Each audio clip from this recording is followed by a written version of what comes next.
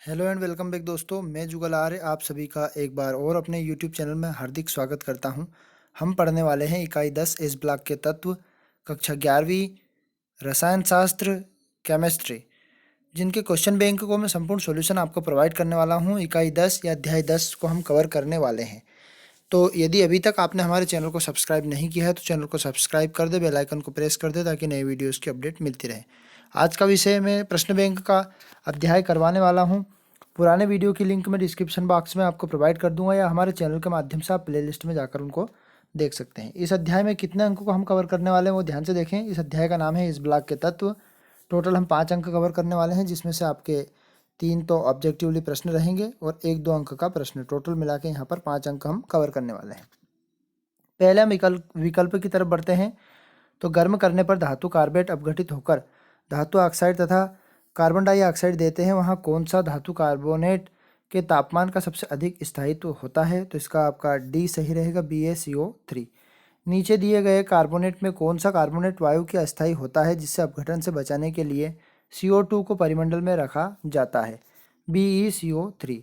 धातुएं क्षारीय ऑक्साइड बनाती है, निम्नलिखित धातु ऑक्साइडों में कौन सा सबसे कम क्षारकी होता है? तो इसका MgHO2। सोडियम के द्रव अमोनिया में घोलने पर हरे नीले रंग का विलयन प्राप्त होता है, विलयन के रंग का कारण होता है? तो इसका अमोनियाकृत इलेक्ट्रॉन का मिलना ये कारण होता है। पांचवा वाला देखते हैं, निम्नलिखित में से कौन सा मैग्नीशियम पाया जाता है? तो मैग्नीशियम में पाया जाता है तो आपका क्लोरोफिल पाया जाता है। क्षार धातु आयनों में जलयोजन द्वारा ऊर्जा का सही क्रम क्या रहेगा? Li बड़ा है आपका सोडियम से, और सोडियम पोटेशियम से, और पोटेशियम रुबिडियम से। अगला देखते हैं 7वां वाला। क्षार धातु में उच्च ऑक्सीकरण विभव होते हैं तथा निम्न जैसे व्यवहार करते हैं, तो ये इसका आपका जाएगा ऑप्शन नंबर बी, अपचायक जैसा व्यवहार करते हैं। मैग्नीशियम के समूह में कार्बोनेट की विलेयता की नीचे घटती हुई क्रम में घटाने का कारण क्या होता है? तो आयनों का जली ऊर्जाकरण। सीमेंट, प्लास्टर, क्यूप्रिक समय समय पर पानी छिड़कने के कारण निम्नलिखित सहायक होता है? तो इसका आ जाएगा ऑप्शन नंबर सी, जलयोजित सिलिकेट में सुई जैसे क्रिस्टल विकसित करना। Mg एवं Li गुणों में समानता रखने के कारण है, तो इसका कारण है आपका समान आयन का विभव। डी वाला ऑप्शन इसका सही रहेगा। अब आगे बढ़ते हैं हम अगले वाले क्वेश्चन की तरफ। अगला वाला क्वेश्चन है हमारा, अधिकतम प्रकाशिकी विद्युत प्रभाव वाला, तो इसका ऑप्शन नंबर ए सही रहेगा, CH Cl। निम्नलिखित में से धातु का कार्बोनेट अधिक स्थायी होता है? तो कौन सी धातु का? तो जो सोडियम धातु है उसका अधिक स्थायी होता है। सही। सहसंयोजक लक्षण सही क्रम का क्या होगा? तो इसका आ जाएगा NaCl, LiCl और BeCl2। किस क्षार धातु का आयन की आयनिक गतिशीलता जली विलयन में अधिकतम होती है? तो इसका बी, रुबिडियम। ग्रिग्नाइट अभिकर्मक में कौन सी धातु कार्बन धातु बंध बना लेती है? तो ये मैग्नीशियम आपका कार्बन धातु बंध बना लेती है। 16वां वाला क्वेश्चन हम ऑब्जेक्टिव टाइप प्रश्न कवर कर रहे हैं। निम्नलिखित में से किस जलयोजन में ऊर्जा जालक ऊर्जा की अपेक्षाकृत अधिक होती है? तो इसका डी वाला ऑप्शन, MgSO4।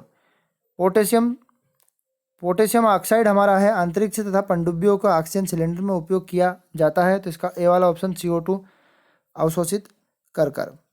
अब आगे की तरफ बढ़ते हैं हम अगले वाले ऑब्जेक्टिव की तरफ। तो 18वां वाला ऑब्जेक्टिव हम देखते हैं, सबसे कम ऊर्जा अपघटन किसका होगा? तो उसके बी वाले ऑप्शन का, BaCl3। क्षार धातुएं होती है तो प्रबल अपचायक के रूप में क्षार धातु होती है, बी वाला ऑप्शन सही रहेगा। बी के संदर्भ में गलत कथन कौन सा है? तो BeSO4 गलत संदर्भ में है। अब आगे की तरफ बढ़ते हैं हम।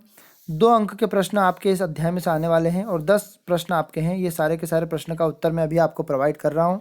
वीडियो के अंत तक बने रहें। चैनल पर रहे हैं तो चैनल को सब्सक्राइब कर दें, और पुराने वीडियो की लिंक प्लेलिस्ट में या प्लेलिस्ट के माध्यम से डिस्क्रिप्शन बॉक्स में उसकी लिंक मैं आपको प्रोवाइड कर दूंगा।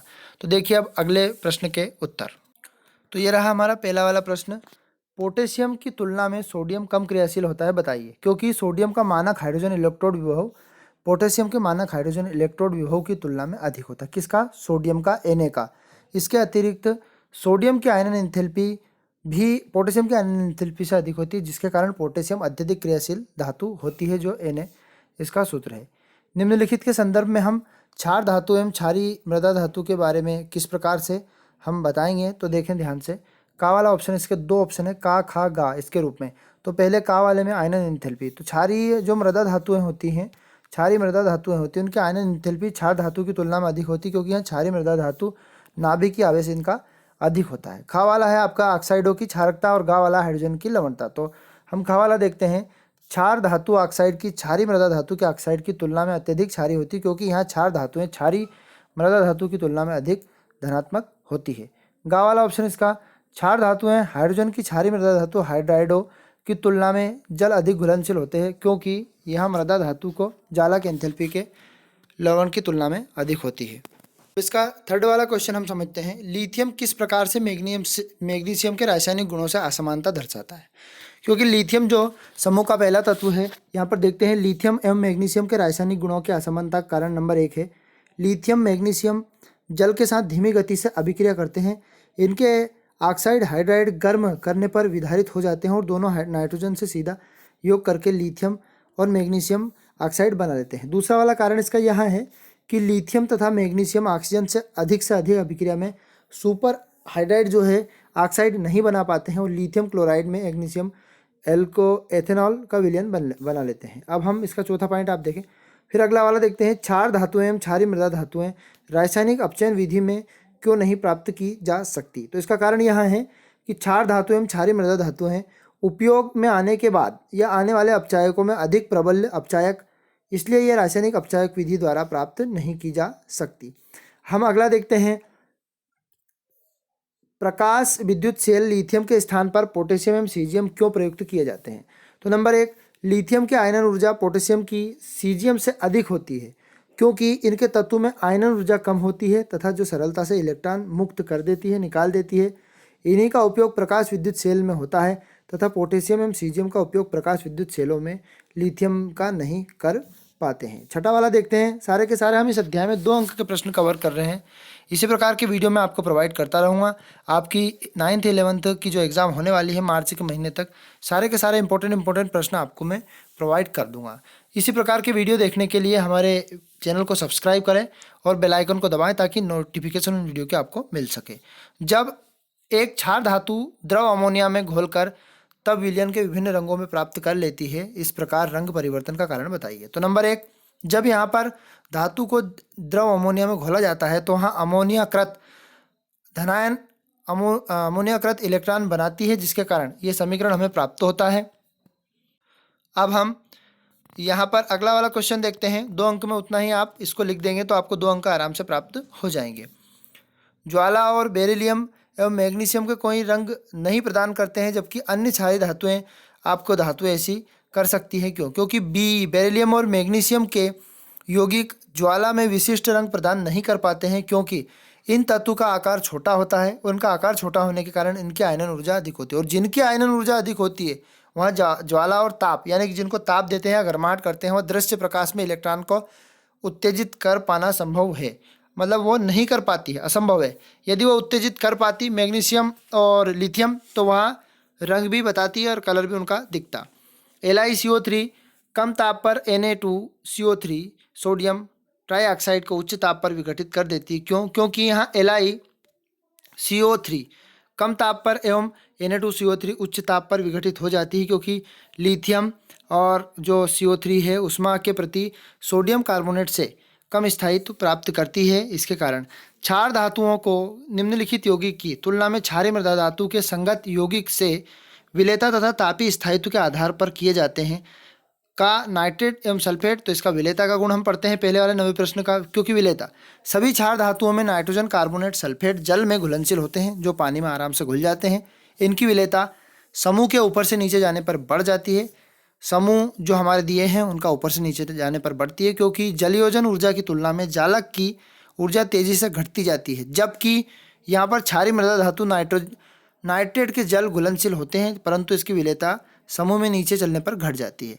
इससे क्षारीय मृदा धातु में क्षारीय कार्बोनेट का जो सल्फेट जल में क्षारीय धातु के कार्बोनेट सल्फेट में घुल जाता है। अब हम अगला देखते हैं। क्या होता है जब मैग्नीशियम को हवा में जलाया जाता है? तब जो मैग्नीशियम को हम हवा में गर्म करते हैं तो ऑक्सीजन के साथ तो यहाँ 2MgO प्राप्त होता है। इसी प्रकार अगला वाला देखते हैं। क्या होता है जब बिना बुझे हुए चूने इसको सिलिका के साथ गर्म किया जाता है? बिना बुझा हुआ चूना CaCO, जब CaCO को गर्म सिलिका के साथ किया जाता है, ये गर्म करने का निशान, तो हमें CaSiO3 प्राप्त होता है।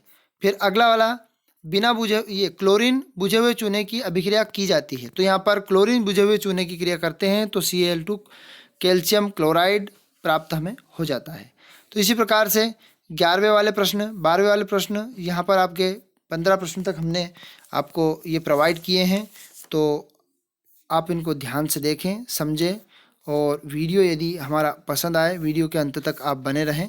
यहाँ पर टोटल हमारे 18 प्रश्न दिए हैं, 2-2 अंक के हैं। ये हमने आपको इनके उत्तर प्रोवाइड किए हैं, ये उत्तर आप आसानी से देख सकते हैं। तो जय हिंद साथियों, अगले वीडियो में हम जल्द आपको मिलेंगे। Tata, bye bye.